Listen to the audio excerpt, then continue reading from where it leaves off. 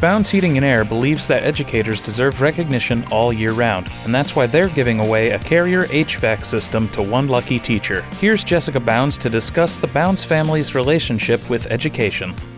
So when I moved to Gainesville, my mother-in-law, my then boyfriend's mom, was a teacher, and she told me to go look into the school system and get a job there. So I started as an aide, and a month later I was offered a teaching position and loved it. And so I took the tests, passed, and fast forward 18 years, and it was an amazing career. I started in kindergarten, then did K-1 combo, then did first grade. Sarah, my now mother-in-law, she ended up teaching for 39 years, and she retired to take care of my oldest when I had him. And she always talked about how rewarding it was. She taught all the grades. She taught gifted, she taught the older grades, she was really good at math.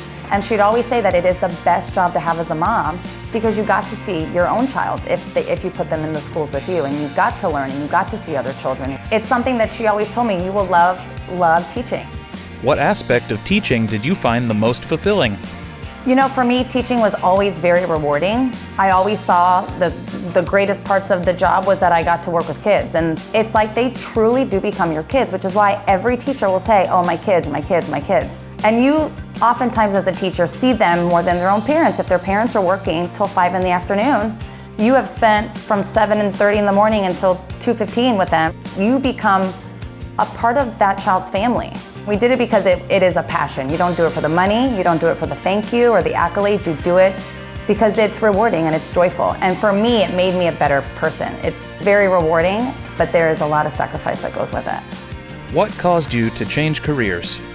Well, the pandemic hit, and that got really difficult. Teaching my students virtually was emotionally really traumatic.